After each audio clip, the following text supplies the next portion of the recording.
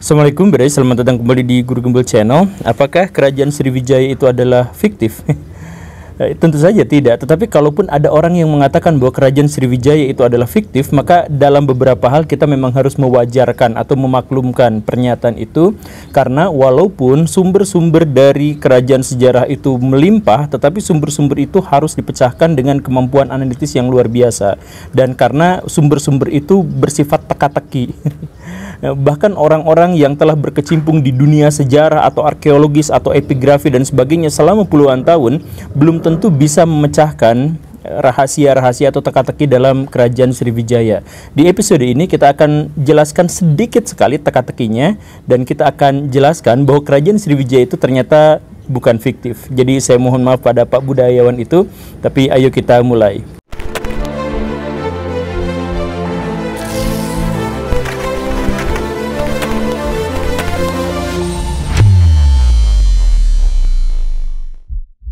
Di abad ke-10 sampai abad ke-13, Cina itu dikuasai oleh sebuah dinasti besar yang disebut sebagai dinasti Song.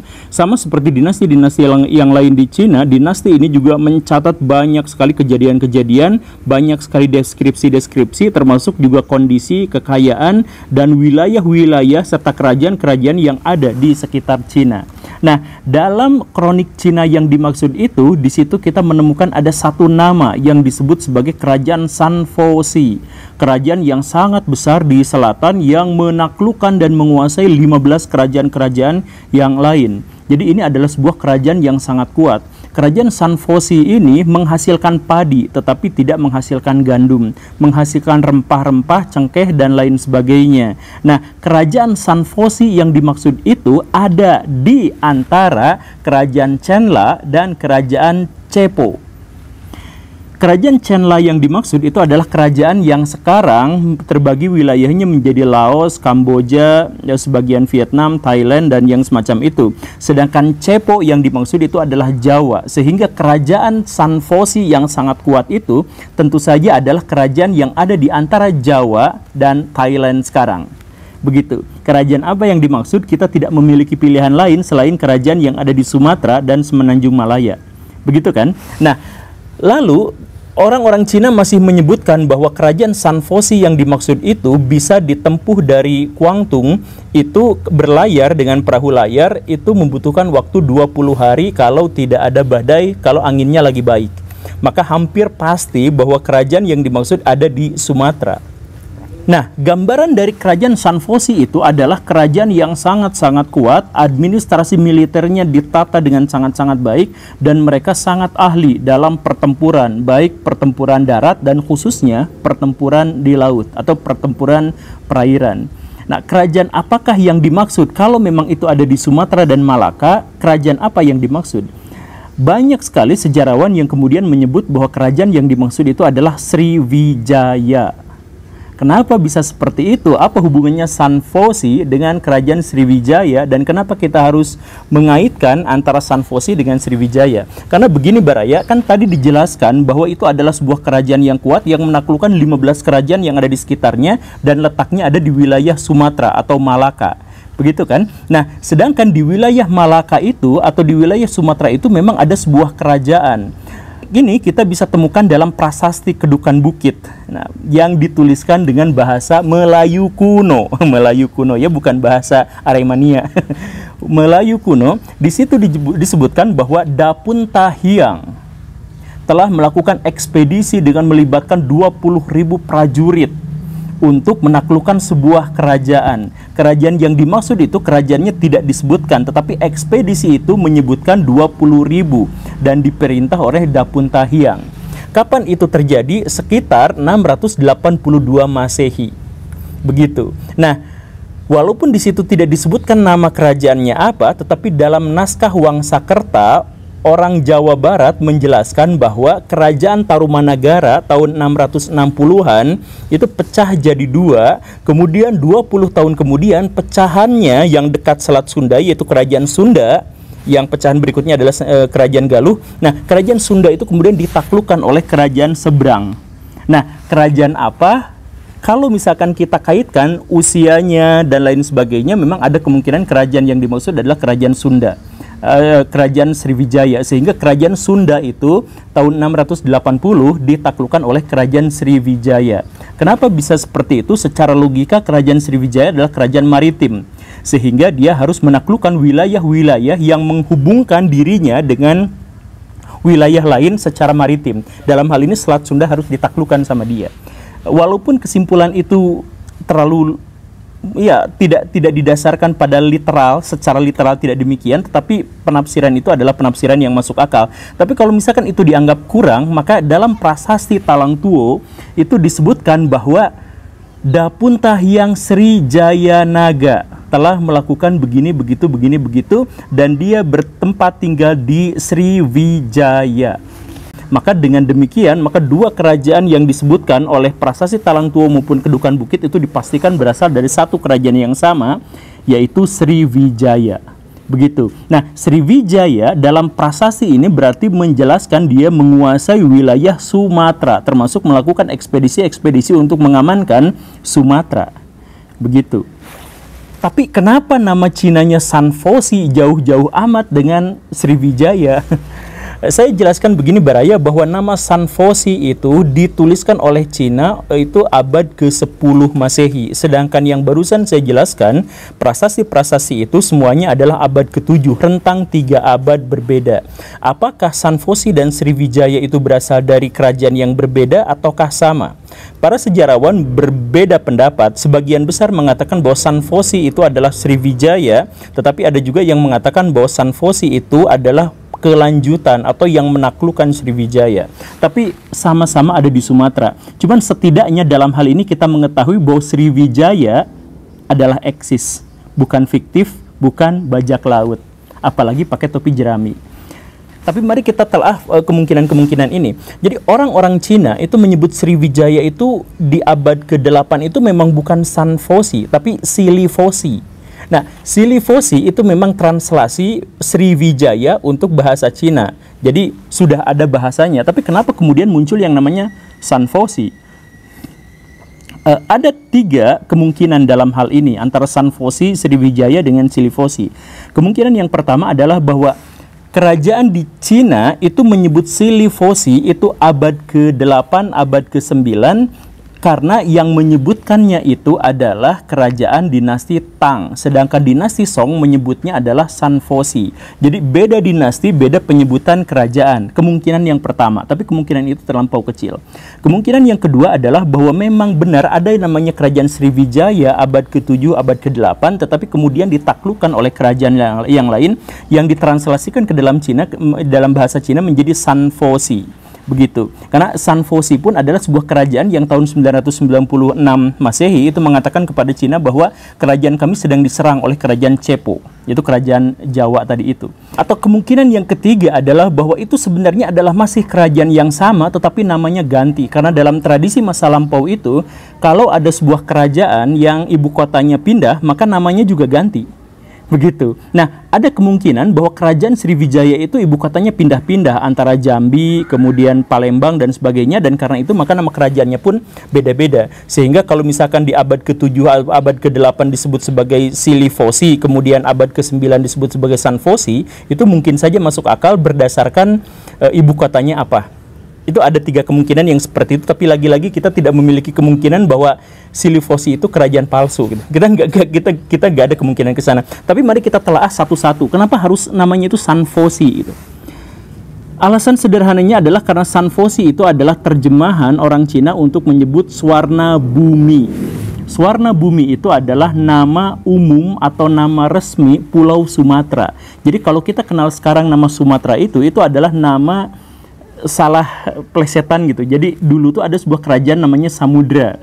Kerajaan Samudra itu kemudian bergabung dengan Samudra Pasai. Nah, kerajaan Samudra sebelum bersatu dengan kerajaan Samudra Pasai itu didatangi Ibnu Battuta yang menyebut kerajaan Samudra itu sebagai kerajaan Sumatera, Samadara. Nah, Samatara itu kemudian diterjemahkan oleh orang Portugis sebagai Sumatera. Begitu kurang lebihnya. Makanya muncullah namanya Sumatera. Tetapi jauh sebelum itu nama pulau itu adalah Swarna Bumi atau Swarna Dwipa.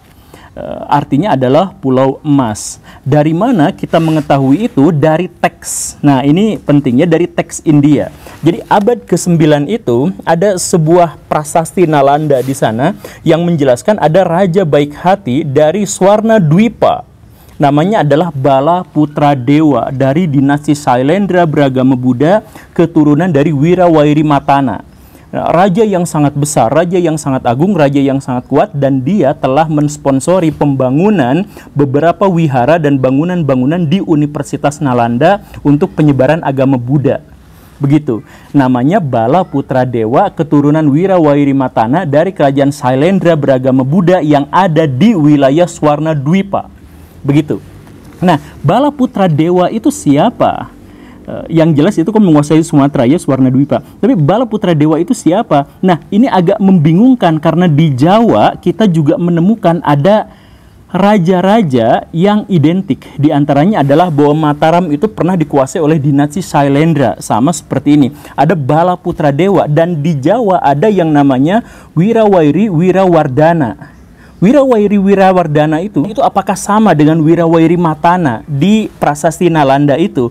Kemungkinan besar iya, karena Raja Jawa itu dulu kala itu ada yang namanya Indra atau Dirindra. Indra itu nama lainnya adalah Wirawairi Watana yang dia menguasai Sumatera, Jawa, Kamboja atas nama Kerajaan Sailendra. Begitu. Nah, Kerajaan Sailendra itu beragama Buddha.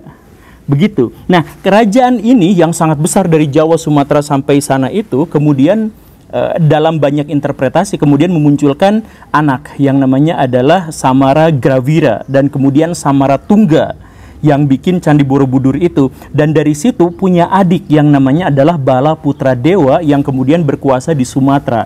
Jadi dalam pikiran ini ada dua kemungkinan bahwa Bala Putra Dewa adalah anak dari Samara Tungga yang berarti dengan demikian kakak dari Pramodawardhani yang kemudian menikah dengan Rakai Pikatan. Ada kemungkinan yang lain bahwa Bala Putra Dewa itu adalah adik dari Samara Gravira, yang karena itu maka Samara Tungga berkuasa di Jawa, dan kemudian nanti yaitu kemudian ada lagi Bala Putra Dewa yang berkuasa di Sumatera, sehingga Wirawairi Wiramatana itu adalah sebuah raja yang sangat besar, menguasai kerajaan besar, tapi ketika dia meninggal punya anaknya itu dikasih yang satu Jawa, yang satu Sumatera, begitu. Nah, jadi Bala Putra Dewa di sini dijelaskan bahwa dia berkuasa di Swarna Dwipa, artinya berkuasa di Sumatera. Begitu. Nah, apakah Bala Putra Dewa ini berkuasa di sebuah kerajaan yang namanya Sriwijaya?